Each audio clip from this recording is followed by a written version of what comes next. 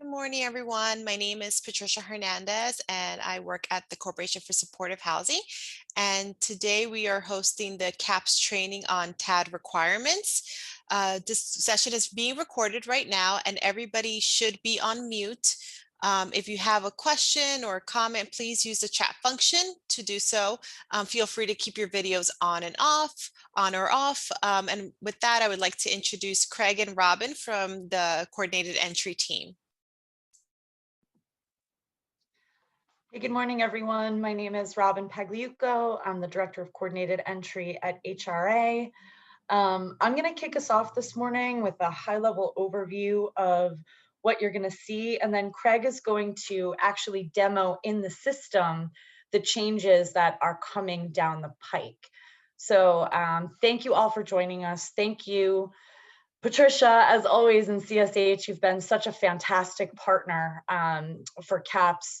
CSH has been one of the co-chairs of the CAPS committee since the very beginning. So thank you again for hosting, and thanks everyone for joining us this morning.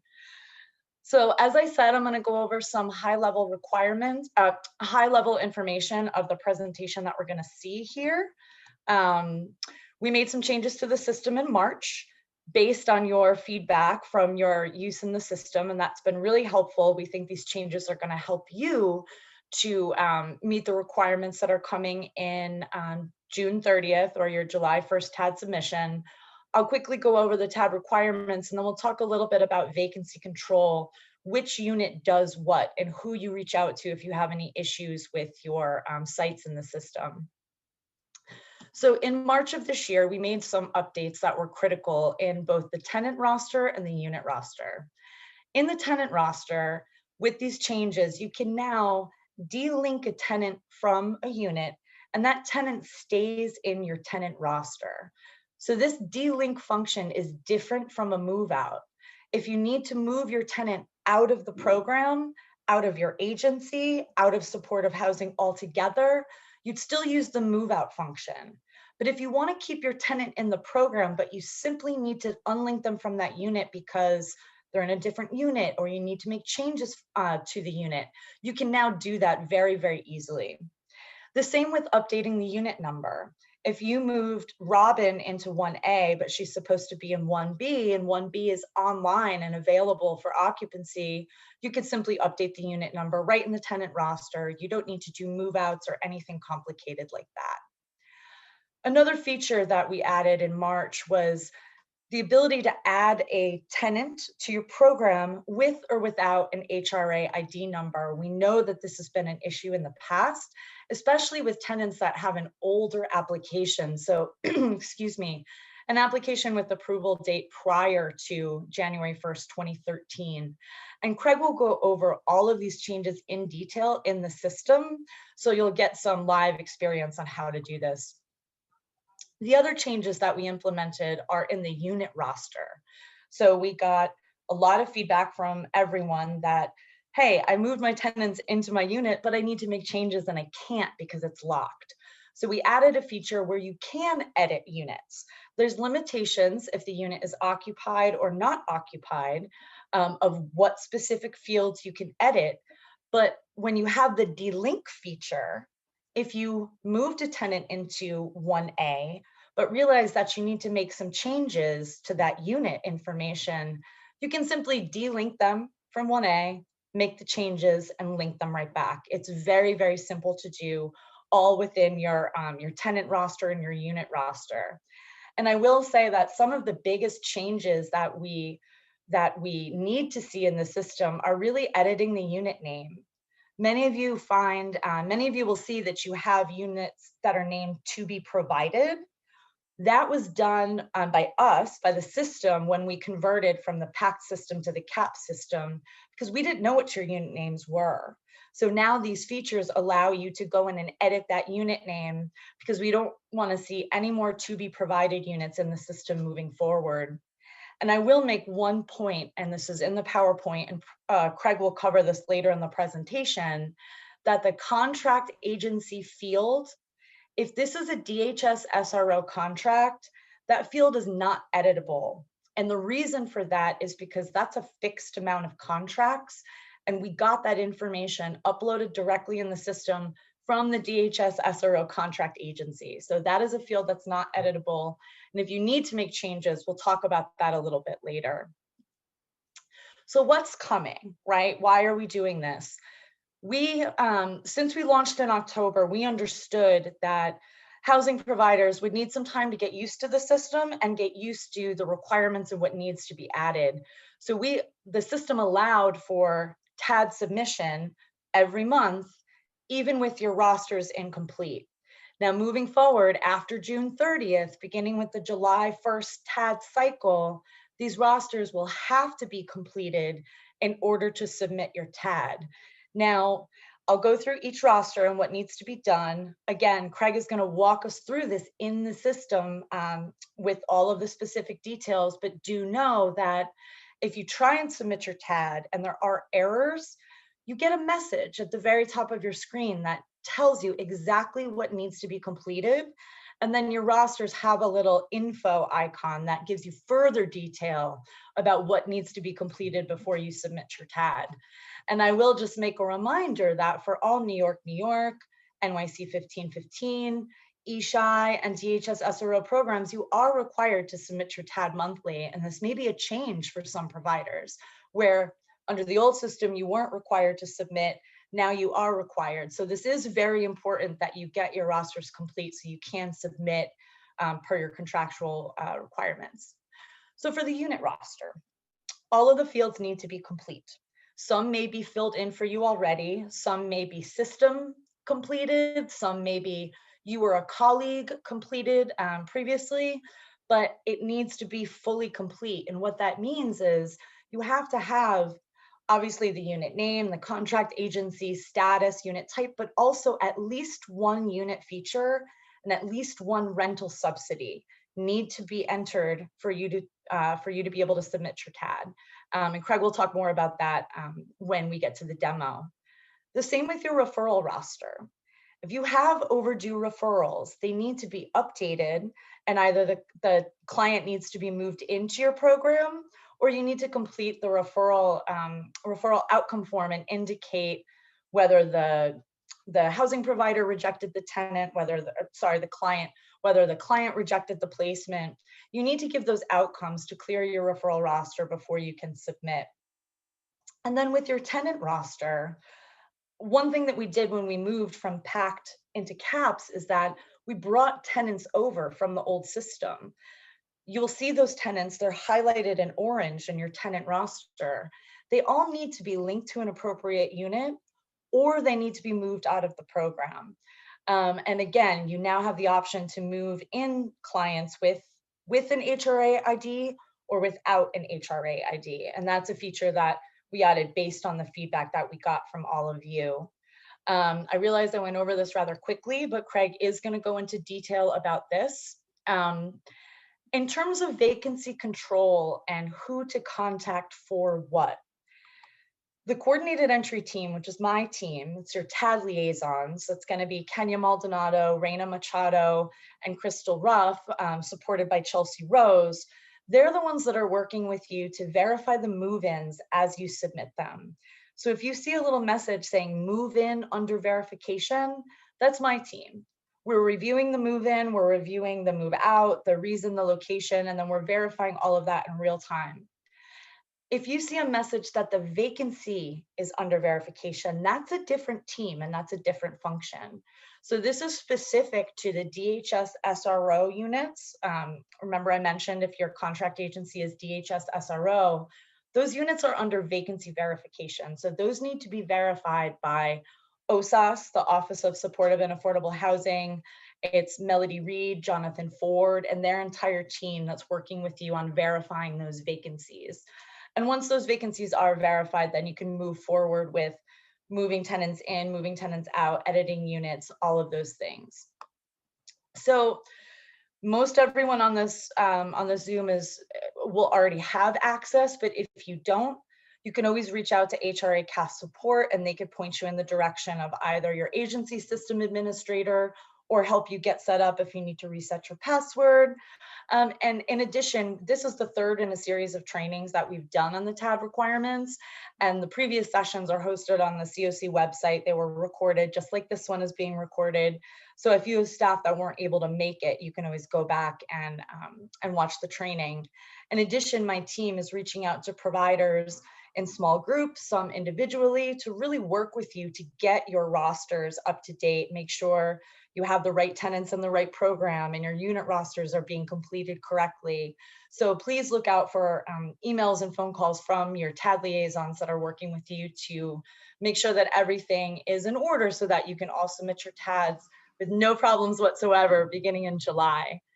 So I'm going to turn it over to Craig at this point, and he's going to walk us through the system and give a detailed demo. If you do have questions, please feel free to put them in the chat.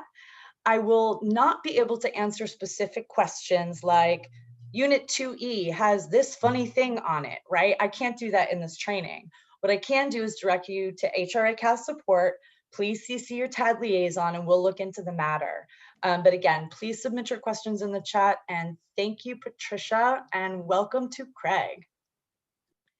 Thanks, Robin. That was a really great overview of what we're going to be showing in the system today. So that was really good. Like everyone can use that, you know, presentation, especially the slide that says what you need to have completed before June 30th as your kind of checklist of things to do in the system.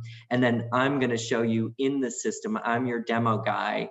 So I'm going to show you in the system how to do those things. And along the way, we'll have some like helpful hints for you in terms of like what you might want to consider in the way that you enter data into CAPS. So I do want to thank everyone for joining us today. I am Craig Retchless. I'm Assistant Deputy Commissioner in HRA Customized Assistance Services Department, and I oversee Robin's unit, the Coordinated Entry Unit, and the PACT unit that does the supportive housing application eligibility reviews. So without further ado, I am going to share my screen and we'll get into the system. And I really hope everyone finds this helpful. Oh, and thank you to Patricia again, Corporation for Supportive Housing, for hosting us. I really do appreciate it. And thank you to the housing providers who are on this training. I know that that you've been very patient and cooperative and working very well with the Coordinated Entry Unit, and I just want to express my gratitude for that. Okay, so I'm going to share my screen, and the system has been a little bit glitchy for me this morning, so I'm hoping everything goes well. We'll see. You know how it goes in the remote environment. Okay, I should be sharing my screen with everyone, and I usually ask somebody to. Yep, we can see it. Yep. Okay, great. Thank you, Patricia. All right, so the first thing that needs to be said is that I am in a UAT environment. I'm in the training environment. There is not going to be any kind of client identified information in here. And so that allows me to show you in the system. And you'll see that, you know, the client information is kind of scrambled, so you don't see actual client information. I am also in the CAPS system. CAPS stands for Coordinated Assessment and Placement System.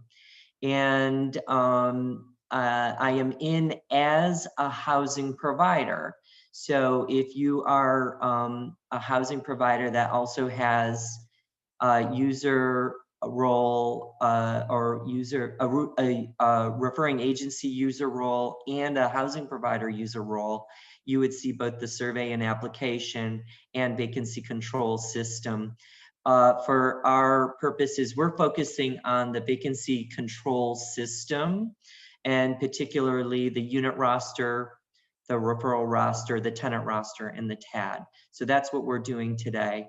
I would like to also call out that there is information and training, so you can go to all of these great guides and references that will help you to learn the system.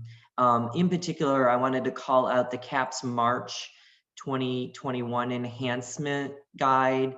That has all the new bells and whistles we added in March as a result of all the great feedback we got from the community, and we do appreciate that. All right, so I'm going to go back to my dashboard, and this is my little hamburger here, so I can collapse and expand that. I'm going to collapse it.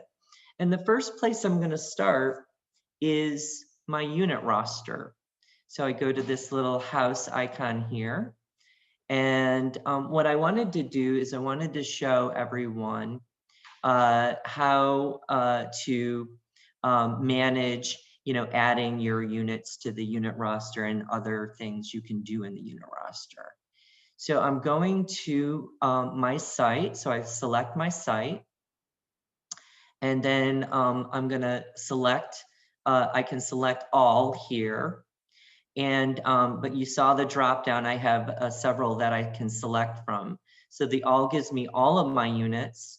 And then here, right here, I want to call your attention to this unit roster and the numbers. This is what we are calling a unit counter. And so, so what this is telling me is that out of 113 units that are in my program, I have 73 units with information completed in the system on them. So that tells me that I don't have all of my unit roster filled out, completed for this program. I'm only up to 73 out of 113. Now, where are the units that I need to fill in? Where do I need to add or edit units? Okay, so what I can do is, so for my community units, first of all, you should be checking that all of the unit numbers are appropriate for the primary service contract, right? So for community units, the system has it listed that I have 29. That's something you want to make sure is correct. For my eSHI units in this program, says that I have 42, and you see 42 out of 42 are filled out. And you can see this is the detail down here of my unit roster filled out. So I haven't gotten to, there we go. The New York 1 units, I only have 2 out of 42 filled out. And so I can go see what those 2 units are by scrolling down, and then you can see that these are the 2 units. And you see one is, the unit name is to be provided. We put that in there to illustrate what Robin was saying, is that when we moved over and migrated over to the new CAPS system, we had to put placeholder units into each primary service contract agreement. And so you don't have, unit names are apartment names. So I'm sure you don't have any unit names that are called to be provided. So you wanna edit this, this 1 unit, and I'm gonna show you how to do that. So let me, so you see, I can select edit from the action column. Now what happened, you saw that something happened, but I have to go back up to this portion here. This is the to be provided unit, as you can see. And so this unit is not occupied.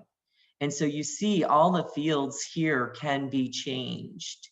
And so that's what Robin was alluding to, is that when units are occupied, you may see things, some of these fields grayed out. We call it grayed out. It's where you can't change them. And I'm going to be demonstrating that later. But let me change this name to, this is not to be provided. The apartment number is actually 1B. Okay, so we will save that unit.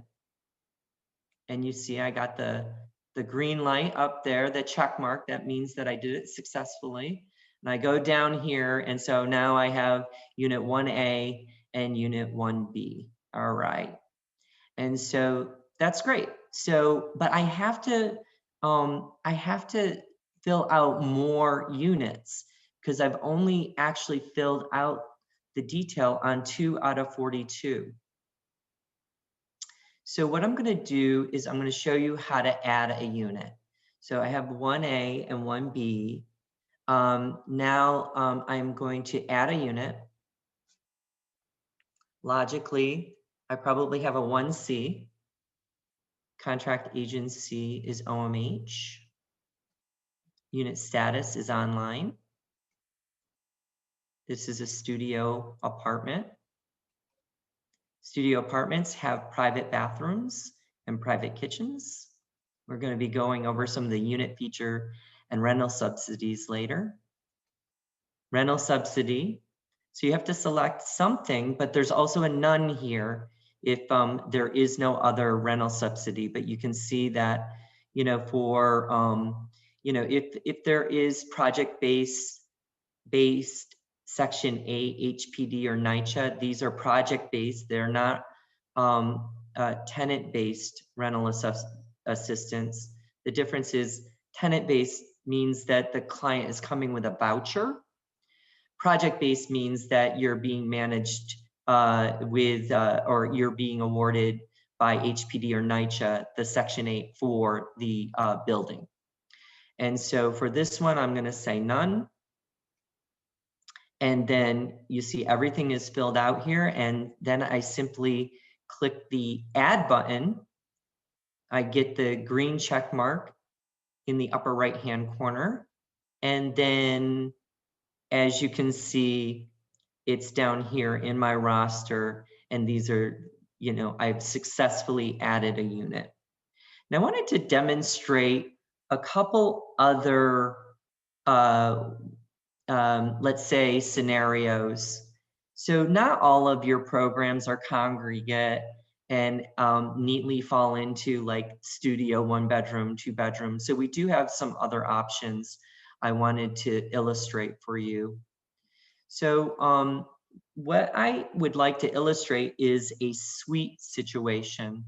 So you see here the unit types. You have all those studio 1, 2, 3, 4 bedroom suites and SRO suites. So the suite unit type is essentially you have an apartment. Let's say the apartment is 2B, but there are 2 bedrooms in the apartment and it's being shared by 2 clients. And so, so what you could do here in that scenario is you could say 2B-1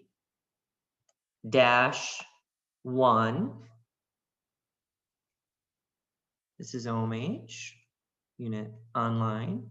Now the features for this suite is that since it's a shared unit, there is no private bathroom, right? So I wouldn't say private bathroom yes, I'd say private bathroom no. And also private kitchen no, because in this particular scenario, both the bathroom and the kitchen are shared within the unit. And then again, rental subsidy, I'm going to say none. And then I'm going to add this unit. So then if I have a 2B1 in my unit roster, I am going to also have a 2B-1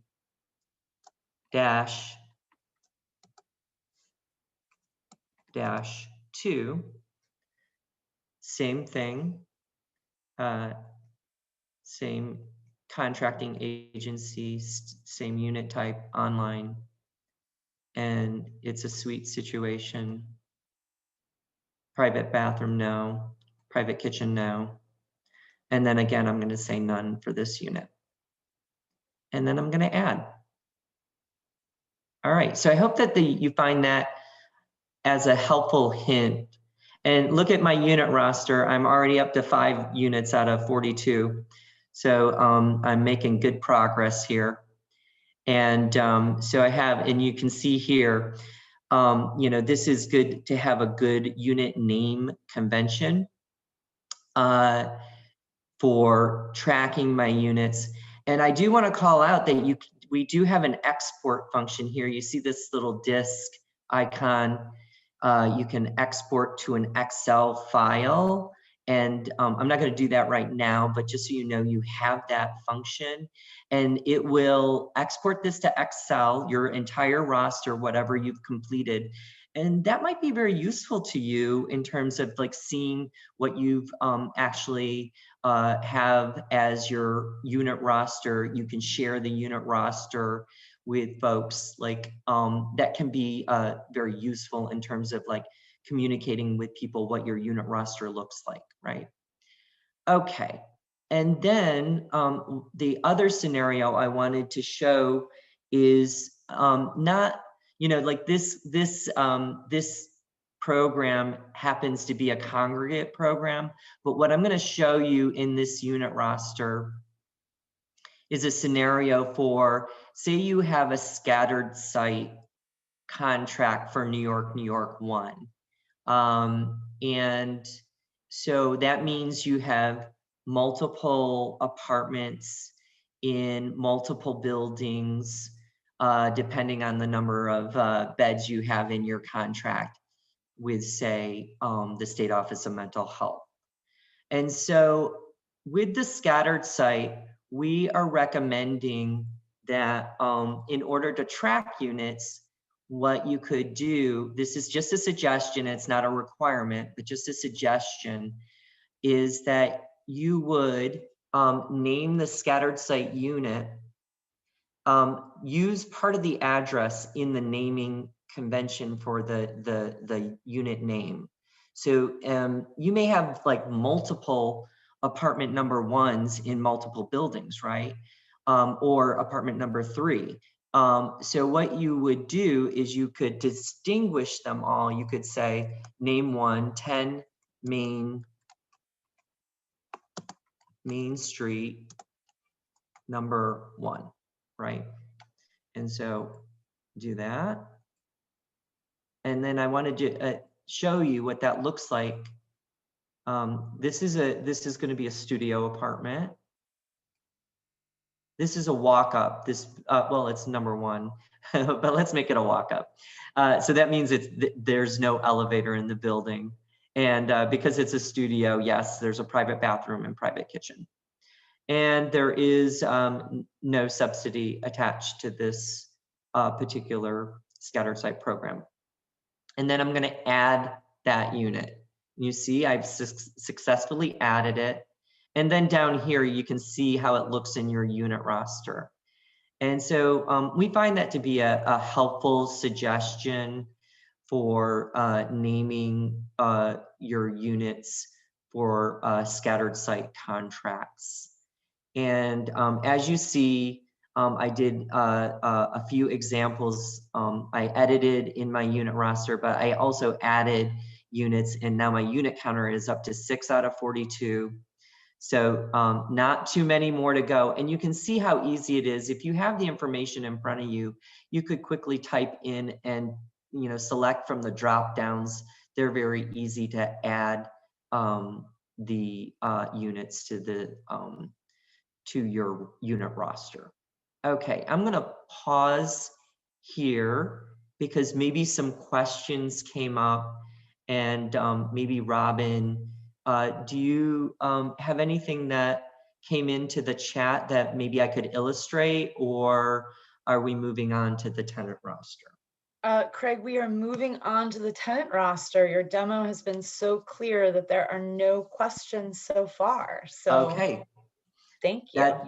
that's wonderful. Thanks, Robin, and thanks for monitoring the chat. So, folks, submit your questions in the chat. Don't be shy, and then we can illustrate. If you have like very specific questions, that's okay too, but just know that like Robin had said at the beginning of the presentation, that more specific questions about your unit rosters may need to be answered offline, not during a training. Okay, so I'm going to move along and go to the tenant roster.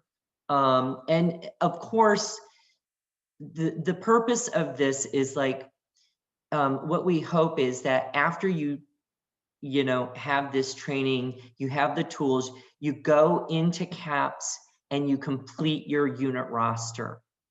Go in and get it done, because June 30th, you're going to have it done in order to transmit your TAD.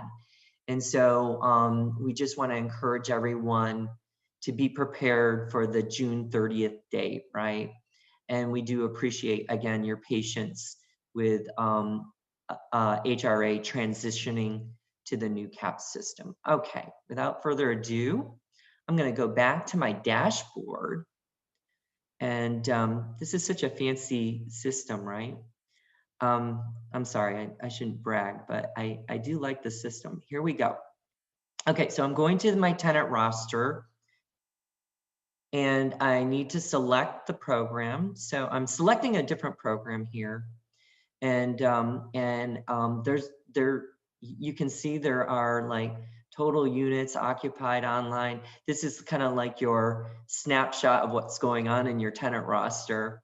But I want to show you what is going on in terms of like your tenants and the units and what you can do. So don't be intimidated. There does seem to be a lot going on here, but everything will hopefully be clear to you after I demonstrate. So the first thing I notice is that there are these columns.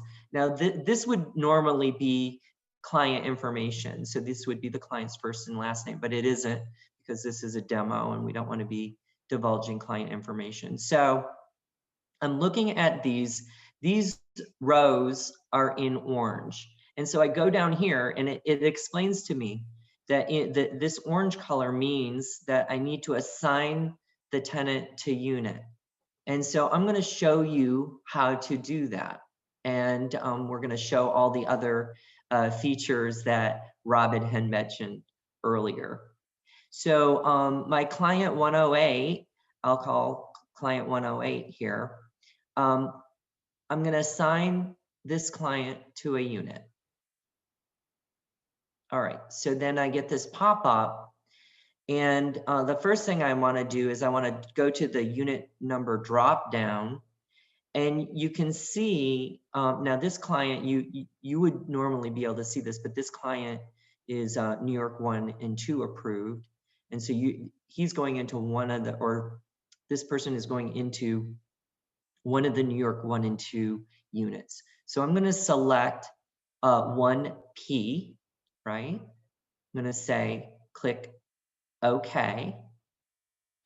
This is just our normal kind of verifying that you are sure you want to do the action that you're taking, right? I'm taking an action in the system, and I'm going to hit OK that I want 108 to go into 1P. And there you go. So what happened? First thing that happened is you see that now the that row is no longer in orange. This is the unit 1P, and the unit online went to unit occupied. So that is now, I changed the status of the unit. Why? Because I signed a client to it, right?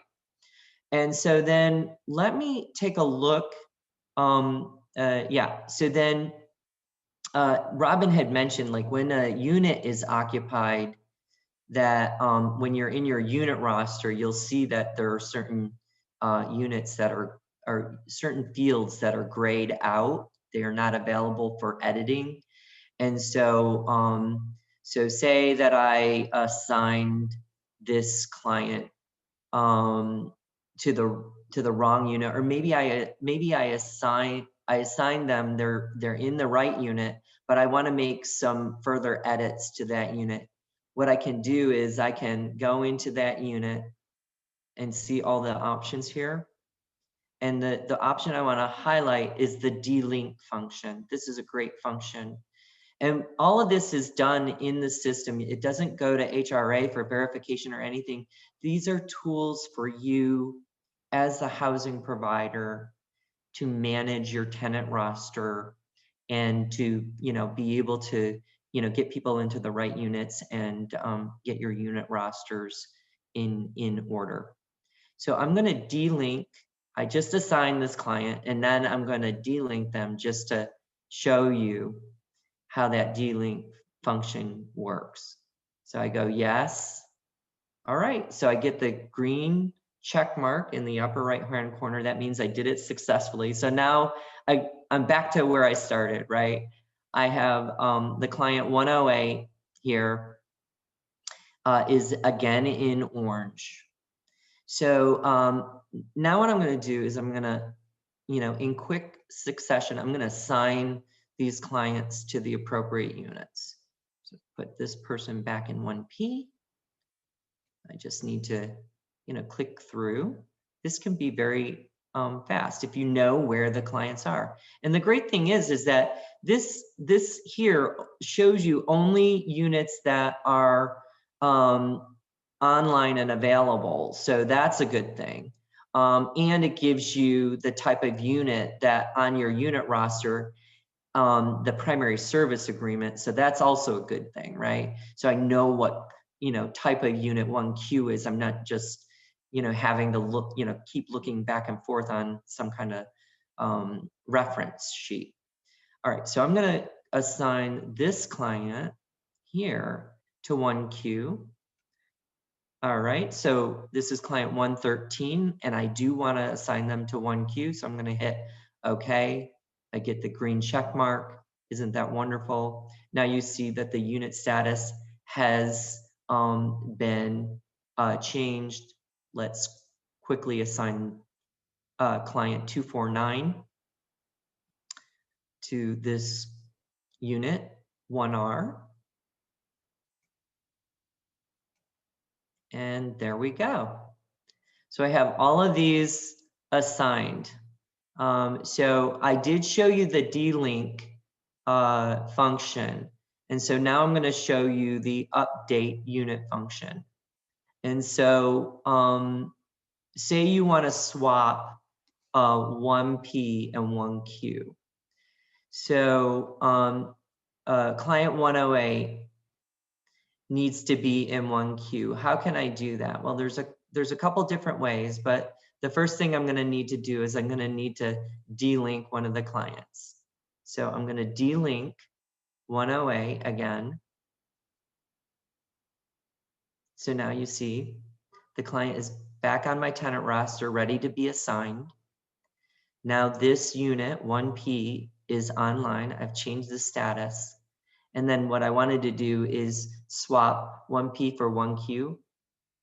So 113 is in 1Q. I don't have to delink that client. Now I can go and do an update unit number. See, 1P is available, so I can just change it to 1P. Isn't that a wonderful feature? And there we go. 113 is now in 1Q, or 1P, sorry about that. And then all I need to do is assign 108, client 108 to 1Q. Click through, doing everything right. I'm getting the green check mark in the upper right-hand corner. And then I successfully swap those clients. So you'll get to know the system And I encourage you to look over the March enhancement announcement that has the guide. It will definitely help you to, if you miss something here, of course you can look at our video again, but sometimes it's nice just to have a guide to refresh your memory, and so you can do that.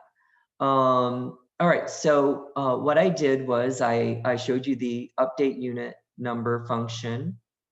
I showed you the delink unit function or tenant function in the tenant roster.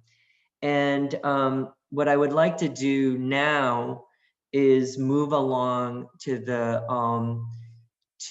client match function, or the client move-in function. But I'll pause here again.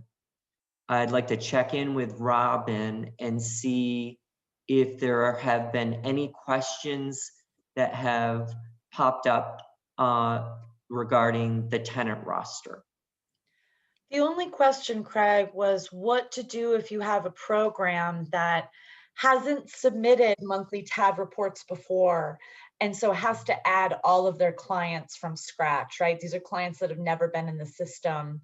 And the answer was exactly what you just demoed, right? Is just entering the demographic information to move them in. So right. Yeah. Right. So I'm going to be showing that client match system or client match function that is basically a move-in function on the tenant roster. And so, you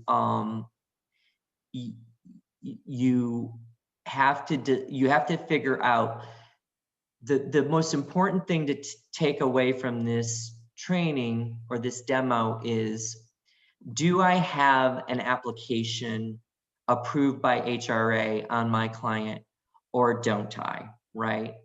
And so why don't we go, I'm gonna show you, I only showed you part of the unit roster. Down here, you can scroll through your unit roster and you can see where you have clients moved in and the unit is occupied, where you have units online. That's what the status is. A lot of these are occupied, as you can see. Let me go ahead and demonstrate for you a move-in. And so I like to use, okay, I went too far, sorry. Yeah, I like to use. And just to reinforce what Craig had said, for programs that are new to submitting TADs, who have a lot of tenants to enter, and if you have questions, please reach out to your TAD liaison and we can offer support in what information you're going to need to have on hand in order to complete this quickly, some tips and tricks to get through it. So I think this is what folks have been waiting for, is how do I get these people into the system that have never been in the system? So. Right. And like Robin said, there are a few points of information that are very important for you to remember. And so I'm gonna kind of drill those in during the demo so that you're hopefully very clear on what we're talking about in terms of the move-in or the client match. So here I have, I'm going to show you two ways to do this, all right? And I had mentioned before that, and this is done, I'm still in my tenant roster. Always look at where you are at. And so you can see that in the upper left-hand corner,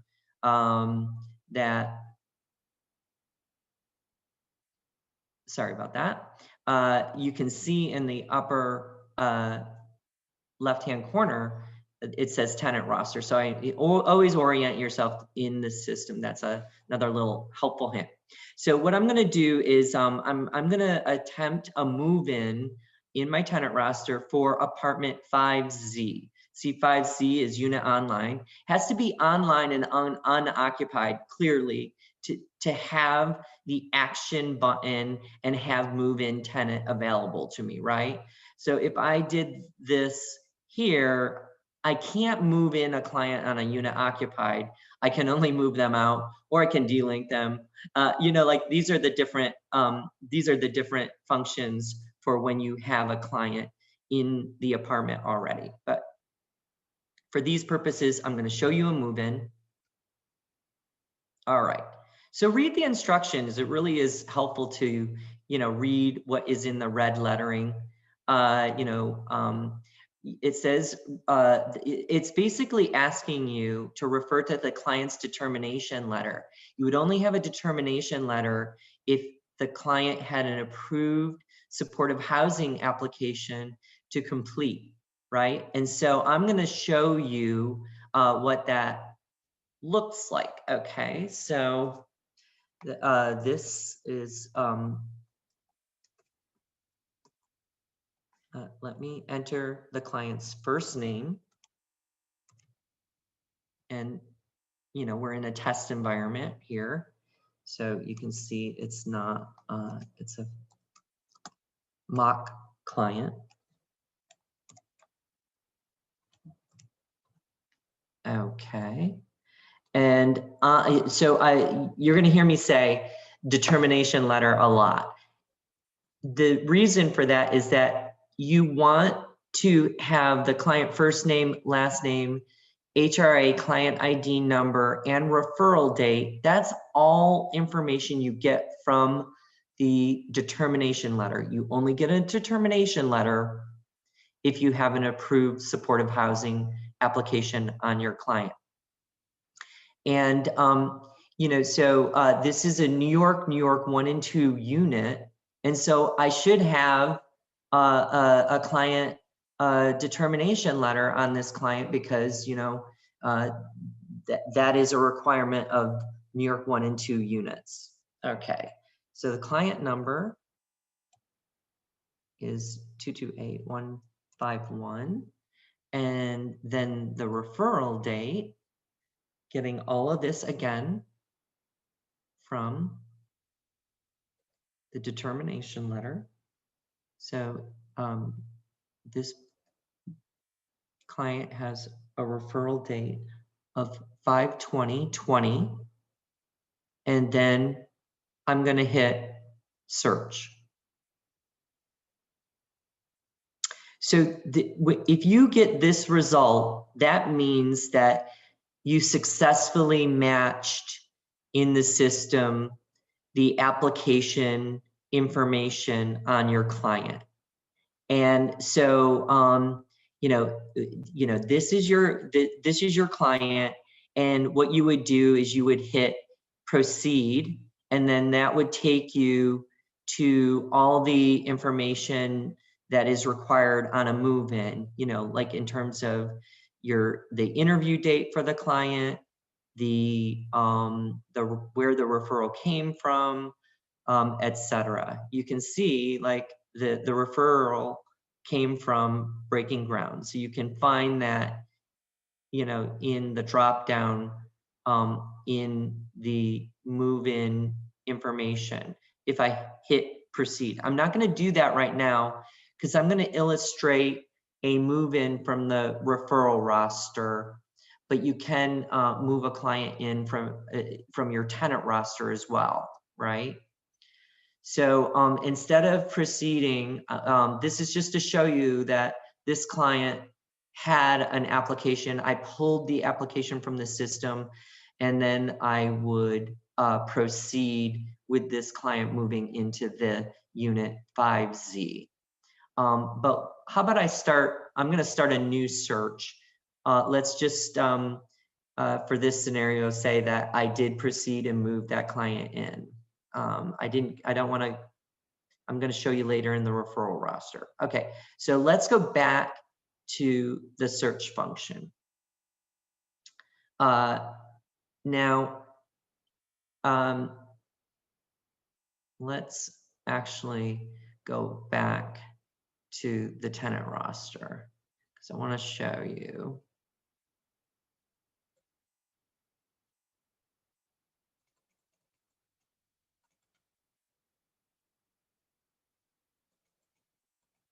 All right, so this here is a Gen Pop unit. It's online, it's unit 4T. The reason why I'm selecting the Gen Pop unit is because HRA just recently started doing determinations on the Gen Pop population, right? So you may or may not have an approved application packet depending on when the client moved in and how you received your referral. So for this scenario, we're not going to have an HRA approved application. I'm going to hit the action. I'm going to move in my client.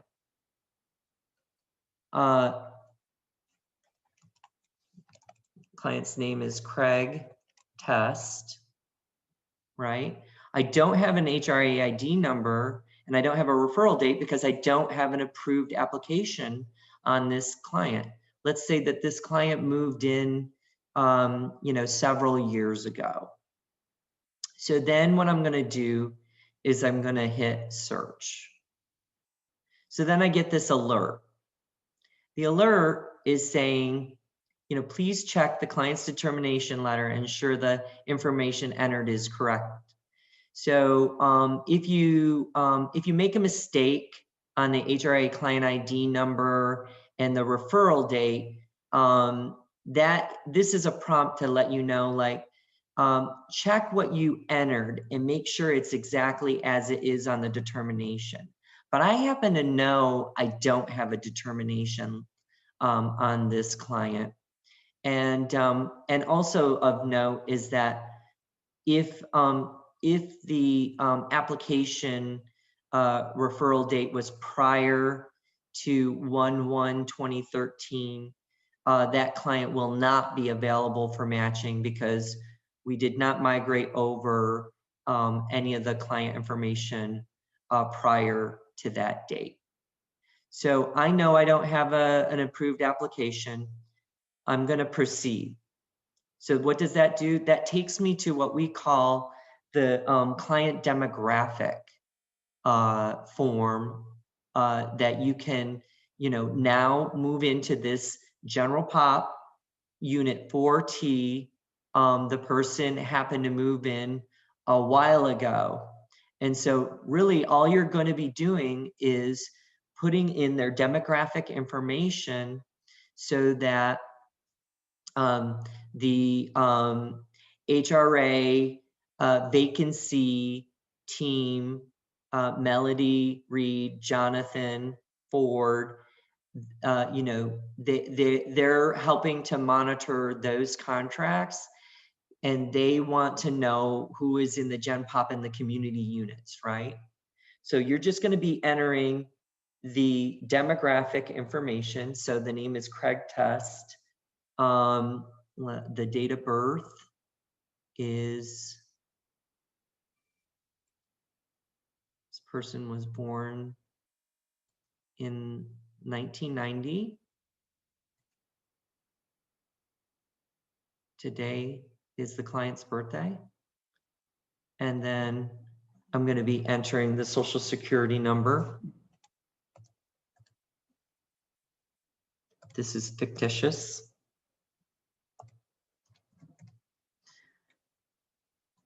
And Craig is male. So then I am going to submit this here. And then you can see that it asks for a number of other move-in details. Now I'm going to quickly go through this. The client, really what you want to do is you want to go through work back from the move-in date. Let's say that this client moved in perhaps several years ago. Let's say 2017, January 4th, right? So everything is going to be you're going to be working back from the move-in date. So you may or may not have the information on the interview conducted and referral received from and things like that, but I'm going to give you some helpful hints here. So let's assume there was an interview conducted. The referral was received, let's just say it was from let's see, it was from the shelter.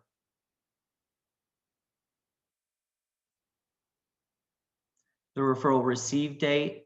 So this is where that's going to come into, you're working back from the move-in date. So maybe you don't know exactly when, maybe you don't have good records, but give it your best shot in terms of recording the information. So if I move the client in January 4th, 2017, I'm going to say I received the referral January 2nd.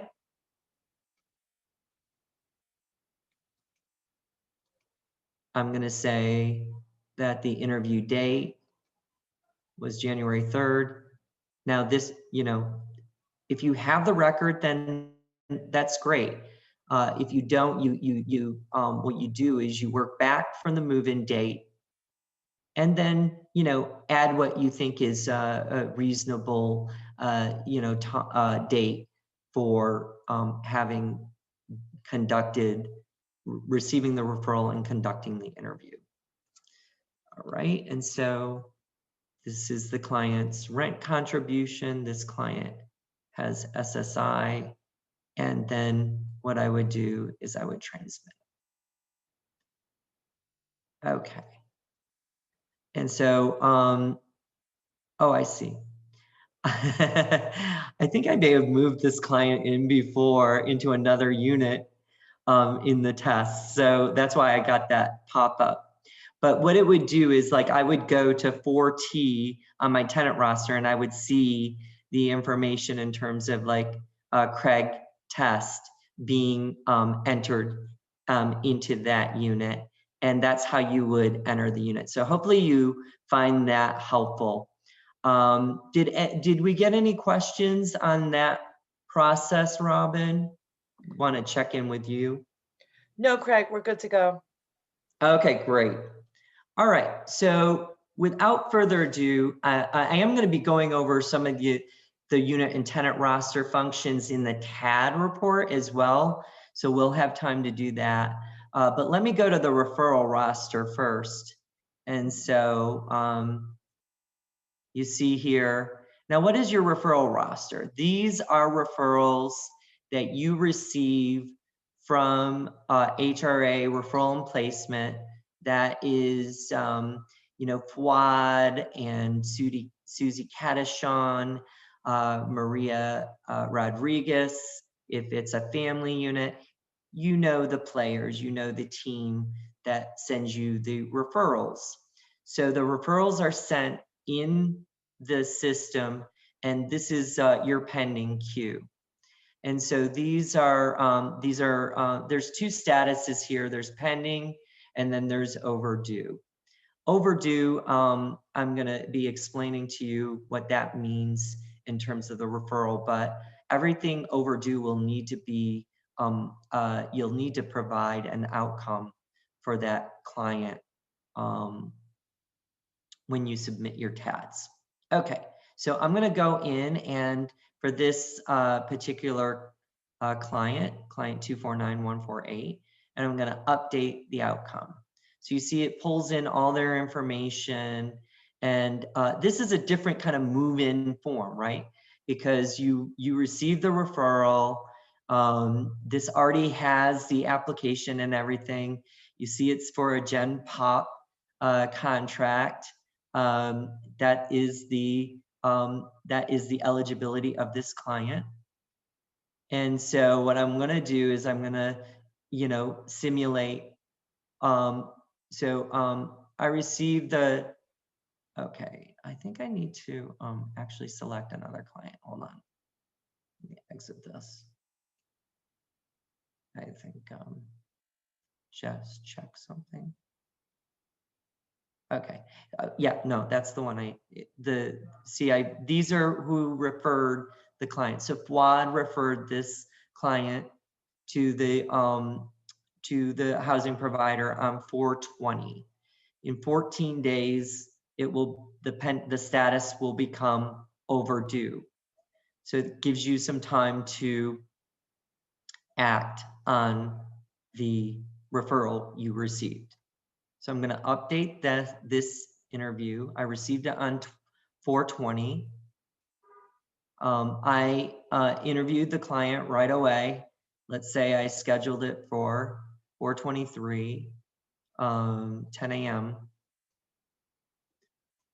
Yes, the client was interviewed. Now, some people have asked about their referral roster, and they have some referrals on there that are overdue where they didn't conduct the interview.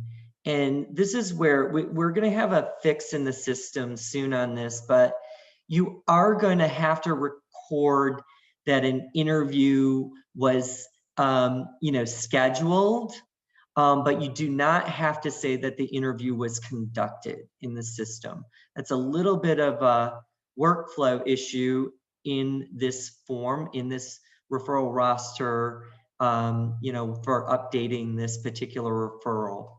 So just so you know that's another helpful hint. You will need to say that the interview was scheduled and the interview time, but then if you never conducted an interview on the client, you would hit no, and then you would select the reason, say interview canceled, and then you could make a comment, no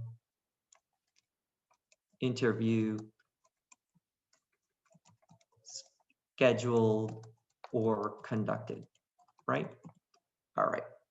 So I could submit that, and then that would be the interview outcome. But that's just to illustrate, like, if you have some overdue referrals on your roster, what you can do if you never interviewed them, you will need to put the interview date and time in, but you don't need to say that you conducted the interview. But I am going to show you the happy path now, is that I did conduct an interview. So the interview was conducted on 4/23 at 10 a.m. And here are the outcomes. So I can accept the client. I can make this pending. Maybe you didn't accept the client clinically. Maybe you need time to to discuss this with the team. Or maybe the client in the interview expressed that they did not want to accept the housing, that this was definitely not what they were looking for. So you're going to go ahead and select that for if the client rejects the placement. And then if the housing provider did not accept the client, so if you didn't accept the client, you're going to have to explain why you didn't accept the client. And there's a number of different reasons here. I'm not going to go through all of that because we're illustrating the happy path, right? So the interview was conducted and the client was accepted. This is going to be, kind of the most common scenario, I imagine. So your interview outcome is accepted, and then are you ready to move the client in, or is it pending maybe, say, property management approval?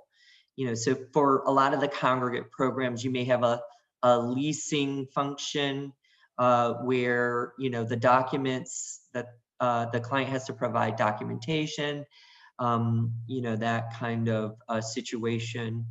And so you could select pending approval. But like I said, we're taking the happy path. We're going to move this client in. So I select move in. And then, so I conducted the interview on the 23rd. And then let's say I move the client in today. So then it's going to ask, like, these are all the units in your unit roster. If you didn't set up the units in your unit roster, you're not going to get a drop down like this. So that's going to be an issue. That's why we always say, start with your unit roster, get that completed ASAP. It's so important for all the functionality. Like I said, this client was a Gen Pop client. And so, excuse me, I will select the Gen Pop unit, 215. Say the client has SSI. And then I'm going to transmit and hit OK. And as you can see, the placement outcome was saved successfully. Because I moved the client in and I provided that outcome, the client dropped off of my pending referral list. So let's go back and to our tenant roster.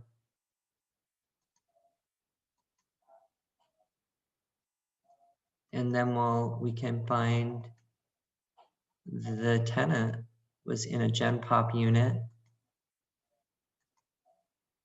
And here you go, right here. Oh no, that's a unit online. It was, oh wait, it's a Gen Pop unit. And, it was 4K, there we go.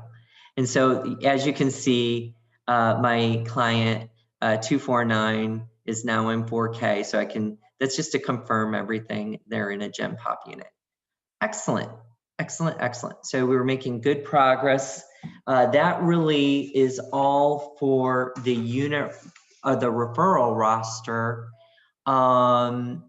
Again, I'd like to check in with Robin if there's anything that I should address in terms of the referral roster or anything else we've covered. No, Craig, you are good to proceed onto TAD submission. I'm wondering if folks are quiet in the chat because this is the third in a series and you're so well trained, or if I scared you off by asking you not to submit specific questions about 2E. So right. We're a small group. I am here, so happy to answer questions. Yeah, don't be shy. Great. Prompt, Robin, for people on this call, on this webinar. If you have specific questions, you can submit them in the chat, and then we can determine whether there's something that we can do to show everyone. Otherwise, you can certainly follow up with the coordinated entry team, Robin, and all the good folks there. All right, I'm gonna go into the TAD. And so the TAD, for those who it's probably not appropriate to say, but I'm kind of an old timer in the supportive housing world. And, I remember doing TADs, which stands for turnaround document, when I was a supportive housing provider and I was reporting on New York 2 units that were in my program. And I used to receive by mail that light and dark green shaded kind of printer paper. And I documented whether my client was in or out of the units that were being monitored by HRA back then. So I'm really dating myself. Anyway, so I am in the TAD submission. I hit my TAD icon and I selected my program. And then you see here, I have my program here. And in order to submit my TAD, I have to hit the action button. So I am going to submit the TAD. Oh, wait. Hold on. I forgot to do something that I want to do. I'm going to go back to my tenant roster, if you guys don't mind. I'm actually,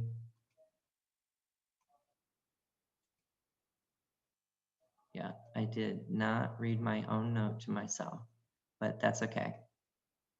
All right, so I just delinked those clients because I wanted to show something to you in your TAD. here we go. That should be a trivia question. What does TAD stand for? Some people know. All right. So again, I hit the action buttons. I'm going to submit my TAD.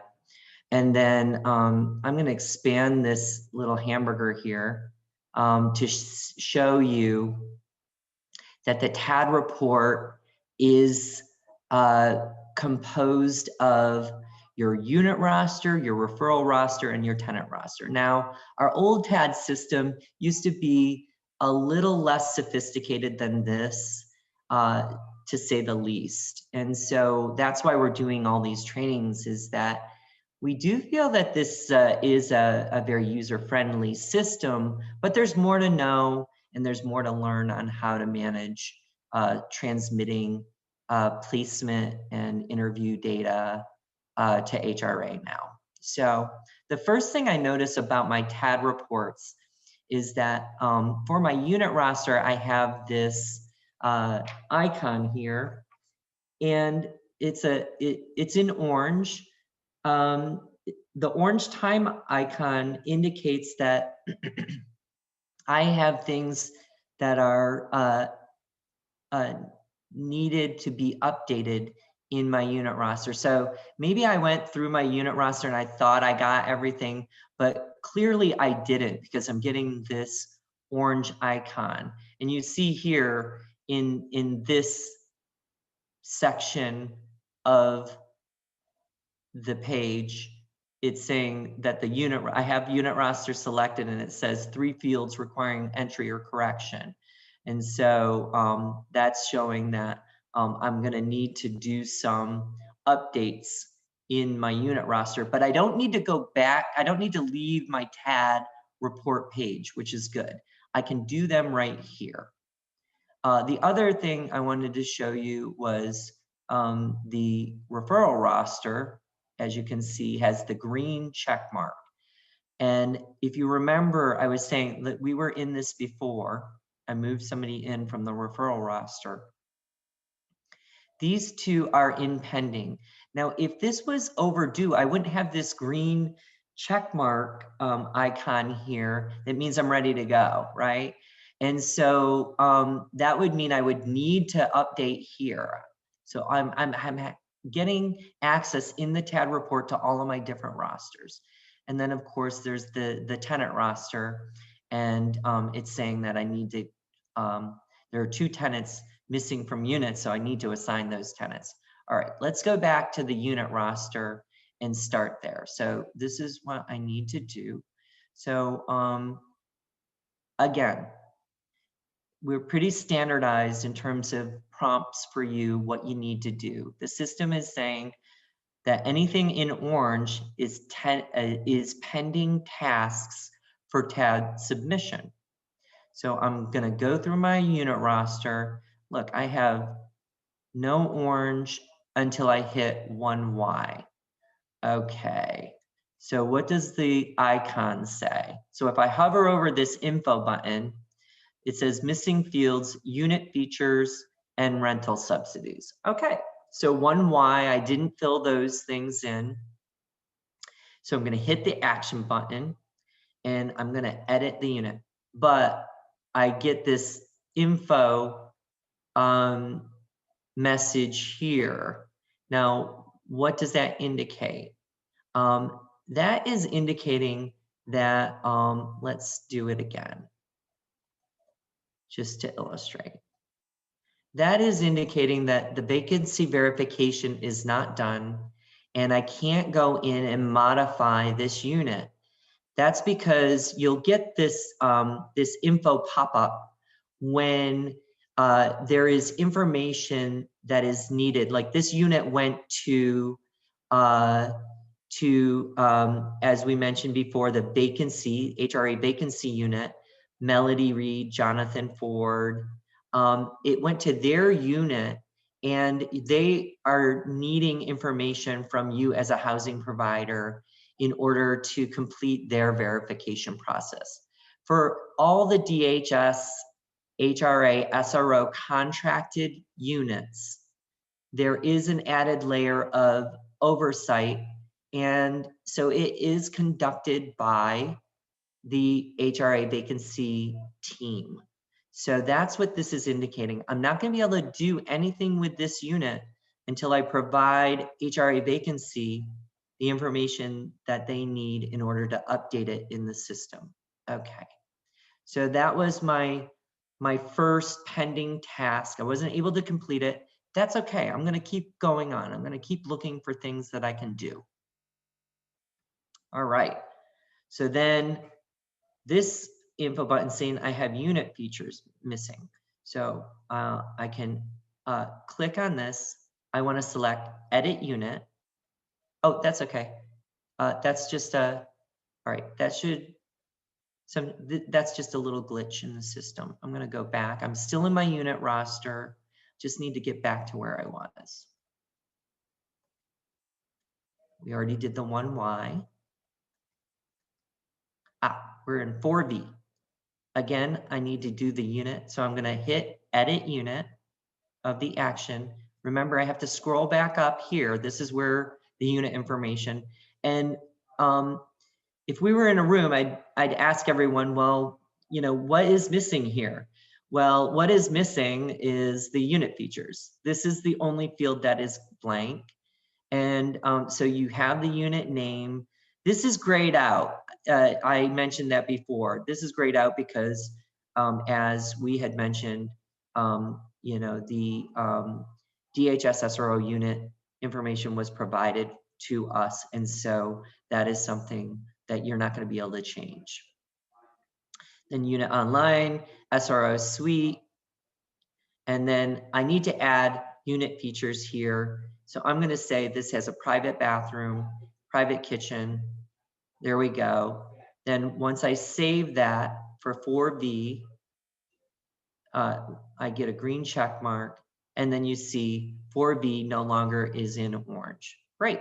So I get to, you know, move on to my next pending task. Looks like for unit 5X, I also need to edit the unit. So I hit the edit unit. Again, I'm missing the unit features. Again, this has a private bathroom and kitchen. I'm going to save that. And then look, no more pending tasks there. Do I have any other? Oh, yep, one more. Here we go. Another one, missing unit features, edit unit. I have to go back up to here and you see private bathroom, private kitchen, save. Did it correctly. Wonderful. That is no longer in orange. So I have one thing in orange still. And so I'm going to contact HRA vacancy unit, provide them with the information. They'll verify it. And then I can go back into my TAD report or my unit roster. And then I can provide the information that is missing. Wonderful. Okay. So then what can I do? I can hit next, or I can go to my referral roster. I'm going to hit next. That takes me to my unit roster. This is done. I haven't done anything on I just received these referrals. You know, I just received them today from Fuad. I haven't taken any action on them. I'm working on scheduling the interview with HRA referral and placement team. Okay, but this is good. I have a green check mark, so I'm just going to move on. Nothing to do here. All right, here we go. Tenant roster. So I delinked those clients so that I had something to do here. So as you can see, these clients, what I'm going to do is I'm going to assign them. And same thing. You know, it's basically you're in your unit roster again, right? You are in your unit roster. So I'm going to assign to the appropriate unit. This client is in 1P. Now that unit is occupied. Assign this client to 1Q. Look how fast I'm going. This is great. Getting it all done. And then, wonderful, I have the green check mark. So I'm done with all the functions that I need to do in my tenant roster. You may have move-ins that you need to complete. You should move them in. If you have units online that that are actually occupied, you should move in those clients. So, like I said, for the community units, what you might be doing is you might be doing just the demographics because you don't have an application, but you need to move in those clients into the community units, and you need to enter their demographic information and complete the interview outcome form. Okay. But for now, I have a green check mark. I'm going to go to the next.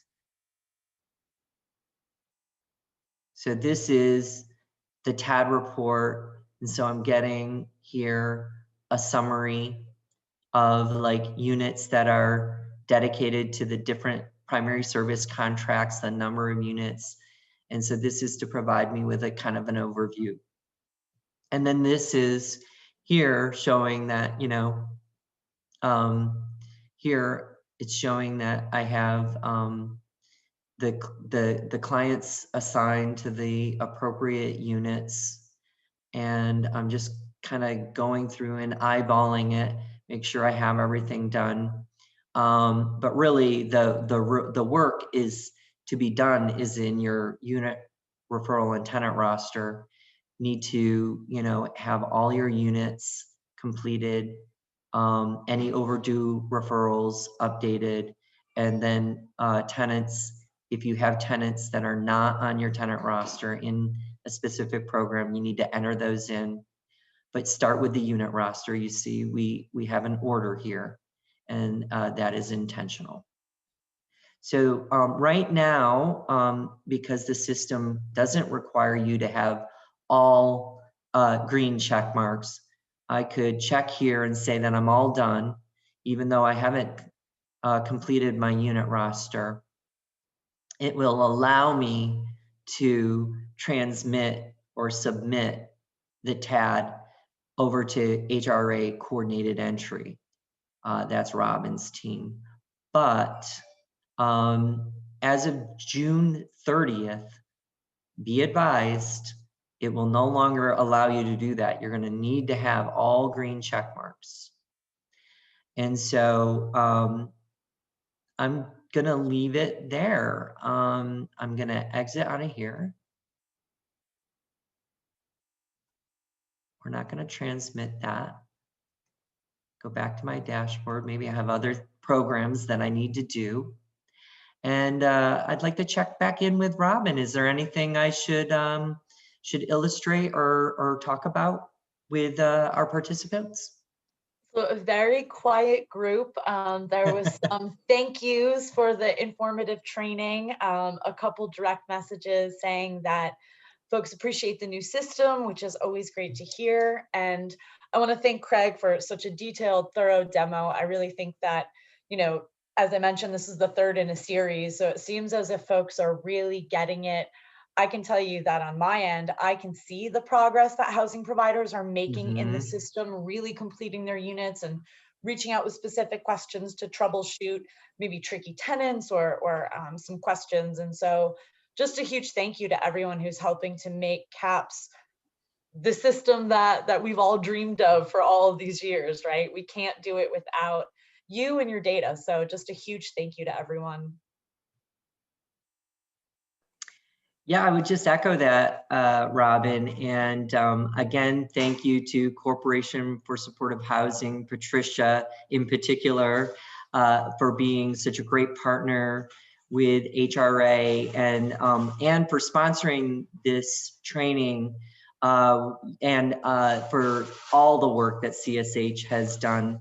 They actually were one of the original agency or organizations to, right at the very beginning of when we started talking about coordinated entry, and really help to support the whole CAPS system development. And so we do want to give a big shout out to Patricia and Kristen Miller. for their leadership and all the work that they've done. Thanks, Peg. It's exciting to see the progress, and I'm really excited to kind of see where it goes. So really appreciate the shout out. All right. Well, I guess we'll leave it there, and thank you to everyone for participating today. And you have our information if something comes up for you, and we're happy to help and get you prepared for that June 30th date. And hope everyone has a wonderful rest of the day. Bye, everyone. Right. Thank you. Bye-bye. Thank you, everyone. Bye.